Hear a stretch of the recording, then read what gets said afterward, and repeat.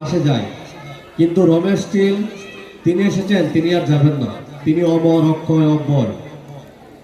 তো এই অনুষ্ঠানটা কোনো মিস করা যায় না। এই ব্যক্তিদের জন্য সবকিছু থেমে যায়, সময় থেমে যায়, নিয়ম থেমে যায়।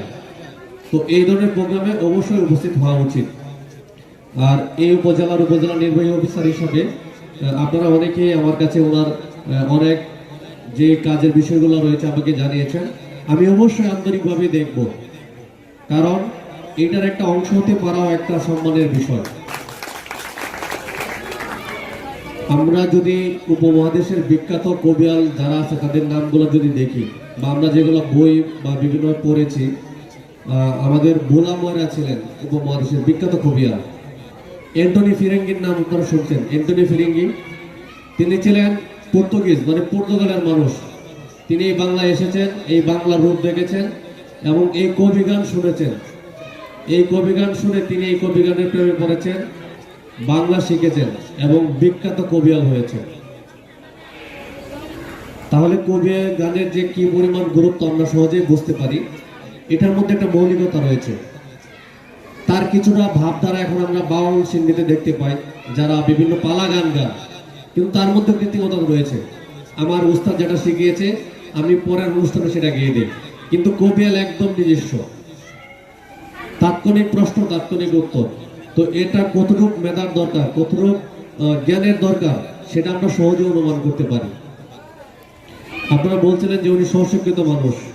আমরা যারা পড়াশোনা করেছি, অন্যের যাদের মাথা থেকে জ্ঞান বের হয়েছে সেই জ্ঞানগুলো আমরা চর্চা করতেছি, কিন্তু ওনারা নিজেই একটা প্রোডাক্ট, নিজেরা একটা ব্র্যান্ড। সেই ব্র্যান্ড আপনাদের বোয়ালখালীতে রয়েছে, এটা অনেক গর্বের একটা বিষয়। আমি ওনার পুরা ফিচারটা পড়তেছিলাম, পরে একটা ওনার সাথে আমার আত্মীয়তা সম্পর্ক হয়ে গেছে। মানুষ আত্মীয়তা সম্পর্ক হয় রক্তের বা কোনো একটা এলাকার হইলে সেরকম ওনার সাথে আমার একটা এলাকার সম্পর্ক তৈরি করে ফেলছে। আমাদের এই বিখ্যাত উপমহাদেশে কৃষকদের যে আন্দোলন হয়েছিল, সবচেয়ে বড় যে কৃষক সম্মেলন হয়েছিল, সভাটা হয়েছিল, সেটা হয়েছিল আমার জেলা নেত্রকোনায় 1945 সালে। এই সম্মেলনের পরে বিখ্যাত তেভাগা আন্দোলনটা হয়েছিল। এই সম্মেলনে আমাদের এই বোয়ালখালীর শ্রেষ্ঠ গুরু কবিয়াল রমেশ স্টিল তিনি উপস্থিত ছিলেন এবং তিনি কৃষকদের উদ্দেশ্যে গান গেয়েছিলেন। এই জন্য এই কত বছর হচ্ছে, 55 বছর, আর এদিকে 26 বছর, টোটাল কত হলো? 81 নাকি? 81 বছর পরে এসে আমি নেত্রকোনাবাসীর পক্ষ থেকে ওনাকে আন্তরিকভাবে ধন্যবাদ জানাচ্ছি।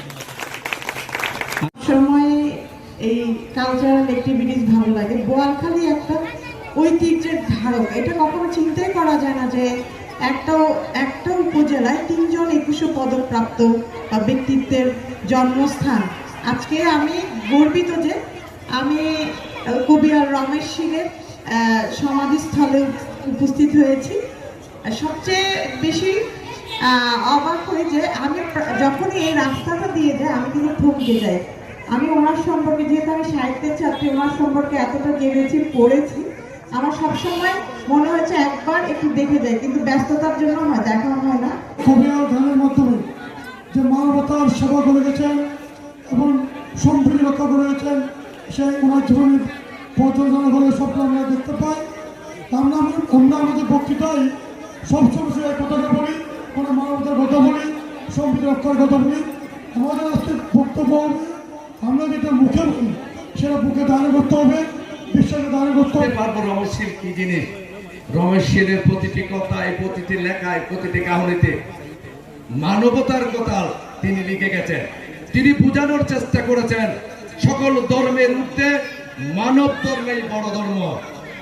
আমরা যে যার ধর্ম পালন করি না কেন, আমি মুসলমান, আপনারা সনাতনী ধর্ম, হিন্দু, বৌদ্ধ, খ্রিস্টান, সকলের ধর্মে কিন্তু একটি জিনিস লেখা আছে, প্রথম প্রায়োরিটি হচ্ছে মানব কল্যাণের জন্য কাজ করতে হবে, মানব সেবার জন্য কাজ করতে হবে, মানুষের উপকার করতে হবে। এটাই হচ্ছে ধর্মের মূল লক্ষ্য।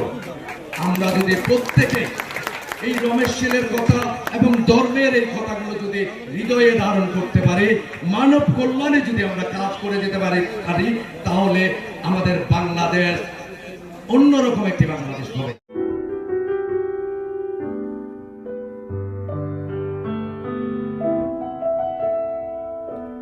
For more updates, subscribe to our channel, click the show links and enjoy watching the videos.